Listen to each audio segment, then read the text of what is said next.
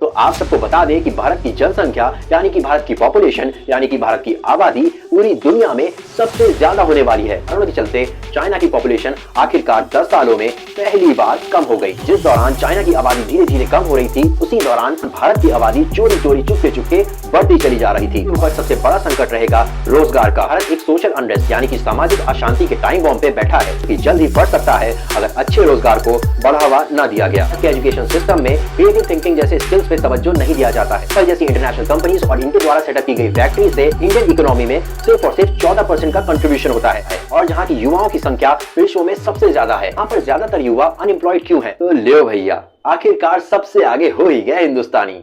आखिरकार भारत ने चीन को पछाड़ ही दिया। लेकिन रुकिए, ज्यादा खुश मत होइए, क्योंकि भारत ने चीन को पछाड़ा जरूर है, लेकिन इस बात पर खुश हो या फिर अफसोस जताएं, ये बात तो आपको इस वीडियो के अंत में ही पता चलेगी। इसीलिए इस वीडियो को अंत तक जरूर देखिएगा। Hello people and welcome back to the middle class opinion. So finally we Indians are on the top of the world, but this time in something very different. जी हाँ दोस्तों, तो आप सबको बता दें कि भारत की जनसंख्या यानी कि भारत की पॉपुलेशन यानी कि भारत की आबादी पूरी दुनिया में सबसे ज्यादा होने वाली है।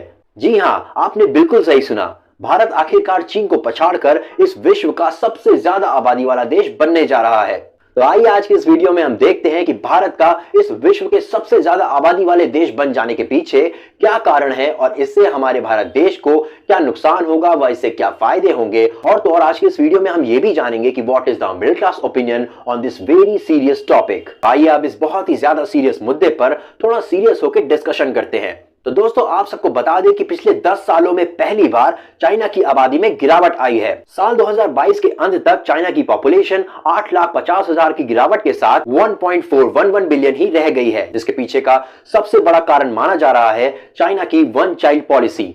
जी हाँ, 1980 में लागू हुई चाइना की ये वन चाइल्ड पॉलिसी, जिसके अंतर्गत चाइना में रह रहे लोगों को सिर्फ और सिर्फ एक बच्चा पैदा करने की ही इजाजत थी। चाइनीज सरकार ने चाइना की बढ़ती पॉपुलेशन के मद्देनजर 1980 में वन चाइल्ड पॉलिसी को लागू कर दिया था, जिसको शुरुआत में एक्सेप्ट करने में तो लोगों को बहुत सारी दिक्कतें आई, लेकिन बाद में लोग इसके हैबिचुअल होते गए और तो और उन्होंने अपने माइंडसेट को भी इसी हिसाब से अडेप्ट कर लिया। लेकिन वर्कफोर्स पॉपुलेशन में कमी को देखते हुए चाइनीज सरकार ने कुल 35 सालों बाद यानी कि साल 2015 में वन चाइल्ड पॉलिसी को टू चाइल्ड पॉलिसी कर दिया। यानी कि अब चाइना के लोग साल 2015 से 2 बच्चे पैदा कर सकते थे और साल 2021 से ये two child policy 3 child policy बन गई। लेकिन अब तक बहुत देर हो चुकी थी, क्योंकि वहां के लोगों को ये समझ आ गया था कि जितने कम बच्चे रहेंगे उतना ही हम उनको क्वालिटी लाइफ दे पाएंगे। तो इसकी वजह से चाइना की फर्टिलिटी रेट में बहुत ही ज्यादा गिरावट आ गई। फिर उसके बाद कोरोना काल में हुई मौतें, लो बर्थ रेट और हाई डेथ रेट जैसे कारणों के चलते चाइना की पॉपुलेशन आखिरकार 10 सालों में पहली बार कम हो गई, और जिसे दुनिया ने एक सी चेंज के रूप में विटनेस किया। जिस दौरान चाइना की आबादी धीरे धीरे कम हो रही थी, उसी दौरान भारत की आबादी चोरी चोरी चुपके चुपके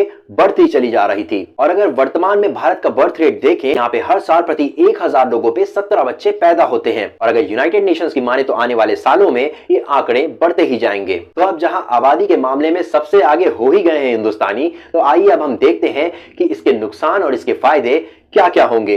तो भारत जब दुनिया का सबसे ज्यादा आबादी वाला देश बन जाएगा, तो उसके ऊपर सबसे बड़ा संकट रहेगा रोजगार का, क्योंकि भारत एक ऐसा देश है जहां हर साल मिलियंस में यानी कि लाखों में बेरोजगार पैदा होते हैं। Organisation for economic cooperation and development की माने तो इस वक्त भारत में 900 मिलियन बेरोजगार हैं और आने वाले सालों में यह संख्या 1 अरब तक पहुंच सकती है। पर एक्सपर्ट्स की माने तो भारत में पहले ही रोजगार की कमी है, और तो और जो रोजगार मिल रहे हैं उनकी भी क्वालिटी इतनी घटिया है कि लोग नौकरियां करने से भी पीछे हट रहे हैं। तो अगर चाइना और यूएस की तुलना में देखें, तो जहां labour force participation rate in दोनों ही कंट्रीज के 67% और 61% रेस्पेक्टिवली है, भारत का लेबर फोर्स पार्टिसिपेशन रेट सिर्फ और सिर्फ 46% है। इससे पता चलता है कि भारत में उपलब्ध नौकरियों की क्वालिटी किस लेवल की है। और अगर एक्सपर्ट्स की माने तो चंद्रशेखर श्रीपता, जो कि आईएसबी के प्रोफेसर हैं, उनका कहना है कि भारत एक सोशल अनरेस्ट यानी कि सामाजिक अशांति के टाइम बॉम्ब पे बैठा है, जो कि जल्द ही फट सकता है अगर अच्छे रोजगार को बढ़ावा न दिया गया। वहीं CMEI के CEO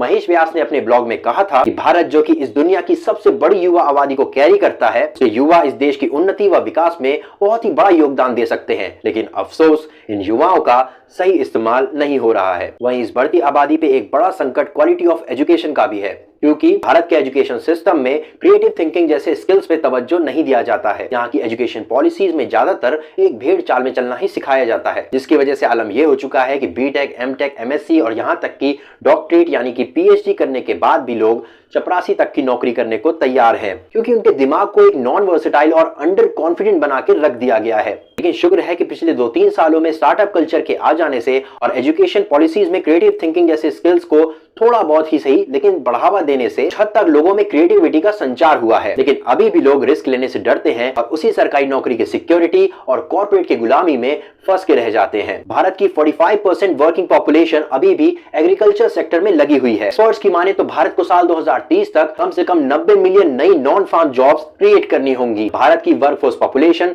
सभी सेक्टर में उनके आवश्यकता अनुसार रिक्रूट होगी यानी कि एम्प्लॉयड होगी, तब जाके भारत की इकोनॉमी एक बैलेंस तरीके से चल पाएगी। ये आपको बता दें कि एप्पल जैसी इंटरनेशनल कंपनीज और इनके द्वारा सेटअप की गई फैक्ट्री से इंडियन इकोनॉमी में सिर्फ और सिर्फ 14% का कंट्रीब्यूशन होता है। इसीलिए एमएनसीज के भारत में आने से भारत के युवाओं को कुछ हद तक फायदा तो जरूर होगा, लेकिन अगर भारत को अपनी इकोनॉमी डेवलप करनी है तो और भी सेक्टर्स में भारत को ध्यान देने की जरूरत है। आरबीआई के फॉर्मर गवर्नर रघुराम राजन की माने तो शायद इस फिस्कल ईयर के एंड तक यानी कि मार्च तक भारत की इकोनॉमी में कुछ सुधार भी आए, लेकिन फिर भी भारत के एम्प्लॉयमेंट रेट में और एम्प्लॉयमेंट क्वालिटी में बहुत ही ज्यादा सुधार की आवश्यकता है, क्योंकि इस देश में ना तो हर कोई सॉफ्टवेयर डेवलपर है ना ही कंसल्टेंट। तो आइए देखते हैं कि what is the middle class opinion on this very serious issue of the rising population of India.